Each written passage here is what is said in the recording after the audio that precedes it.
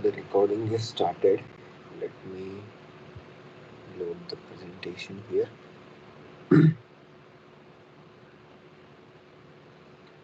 So, yeah, I think we are good to go. Mm, yeah, so, uh, yeah, I'm able to see my screen or the PowerPoint, PowerPoint screen first slide on both the devices. So, yeah, I think everything is fine. So, let me check if the pencil is working or not. Yes, it is working. So, yeah. Uh, Hello everyone. Since I'm the only one present here, let me start the discussion.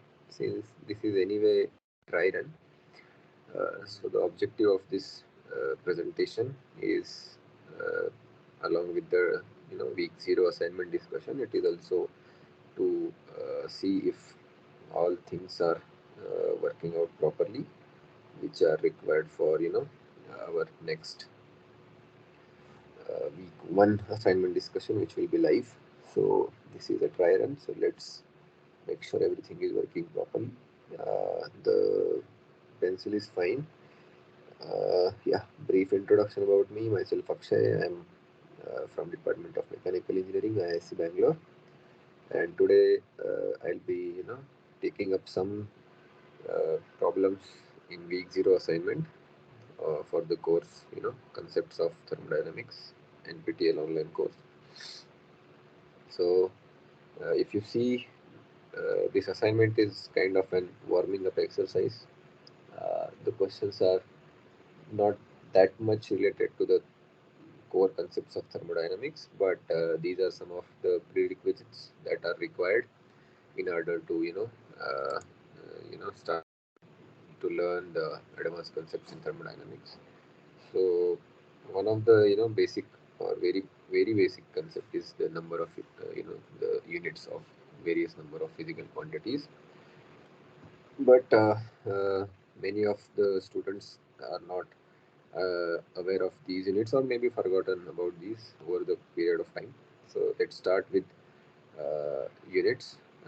Week zero assignment, almost 50% questions are related to this topic, and these are actually important going forward as well to understand various concepts. And so I have here, I picked up one sample example which you may have also seen or may be seeing in your week zero assignment. So basically, what is the unit of temperature?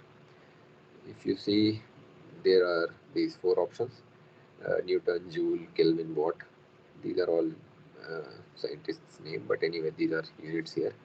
So as you or many of you have already guessed correctly, that the correct unit is Kelvin.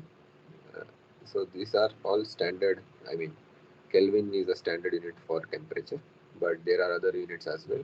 For example, degree Celsius, which we commonly use in India. Then there is degree Fahrenheit also, but in standard system, SI system, we use Kelvin for temperature. You'll later see the absolute scale of temperature in upcoming topics in thermodynamics. So at this point, just don't worry about why Kelvin is the standard unit and why not degree Celsius and degree Fahrenheit. Those things will be clarified due course as you progress, in this course. So let's say the Kelvin is unit for temperature, SI unit for temperature. What are the other units for important physical quantities? So before going to that, we should understand that uh, the the physical quantities that are uh, present in our nature, they are classified into uh, two groups. One is fundamental quantities and other are derived quantities. So you can loosely apply this analogy here also. So fundamental quantities with units, or you can say fundamental units, and then there will be derived units. So what are the fundamental quantities? First is length, which is measured in meters, then mass, kilogram, time in second, electric current in ampere, and thermodynamic temperature in Kelvin. Then you have uh, amount of substance in moles. Then you have luminous intensity in candela. Uh, this is not that important. The seventh one, luminous intensity, is not that relevant for our course. Up to some extent, the mole is required, but not that important. Electric current is also not that important here. For the study of thermodynamics, the important parameters or the important fundamental units will be length, mass, time, and temperature. So, in due course of this course, you'll see these four quantities are used extensively rather than these three quantities. But anyway, these seven quantities are the fundamental building blocks of other important physical quantities, and you can derive almost any other quantity based on these seven quantities. So that's why they are fundamental, and the remaining quantities will be derived quantities. So let's say velocity, which is also an important parameter for this course. Velocity is nothing but displacement per unit time. So displacement is measured in meters and time is in seconds. Then you have acceleration, which is nothing but velocity, rate of change of velocity with respect to time. Here we don't consider the scalar vector, that type of classification, since we are concerned with units. We'll just take the units of those quantities. The directions are not relevant for this discussion. So velocity is in meter per second, and then again you divide it by second, so you'll get meter per second square. Force, very important quantity. It is nothing but mass into acceleration. So mass is in kg, acceleration is meter per second square. So you get kg meter per second square. Then you have energy, work, heat. These three quantities are, in physical sense, they are unique and different, but as far as the units are concerned, these are having same units. So work is nothing but force into displacement. So if you multiply the force unit with displacement, which is just meter, you will get kg per meter per second.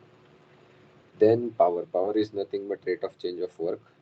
So essentially it will be work by time. So work is kg meter square per second square. Then work, and again if you divide it by second square, you will get second cube in the denominator. Again, pressure is also very important. It is force per unit area, normal area actually. But anyway, force, you have kg per meter per second square, and then you divide it with meter square again. So this becomes kg per meter per second square. Avoid confusion, let me put brackets here. So yeah, then there is one more quantity. This is not that important or that crucial for this course, but anyway we use it sometimes to calculate sensible heat. So MCP delta T we do. So from there only you can derive its unit. So you know Cp is heat divided by MCP. Sorry, M into delta T. So the units will be Q is energy, so it will be kg meter square per second square divided by mass is kg and temperature will be Kelvin. So if you do the solving, kg will go cancels out, so it remains meter square per second square plus Kelvin. So these are some of the important quantities relevant for this course. There are other important quantities as well. You can uh, you can do that exercise on your own wherever you feel uh, you're stuck somewhere, you can't derive the quantities. Just go back to the fundamental units, from there you can derive the derived units or derived quantities. So yeah, uh, so this is the relevant part of discussion regarding the units for this course. There are additional concepts like Buckingham Pi theorem and other things, but these are not relevant for this course, so we'll just skip that. Now there is one more uh, type of problems in your assignment. These are like basic uh, energy conservation type of things and basic building blocks for your next concepts. One of the problem here I have taken is from I think previous year assignments. So here there is one car, it is traveling on road, and after certain time it reaches uphill. So this distance is h, the vertical height. This is the ground. And initially it is having velocity of 100 kilometer per hour.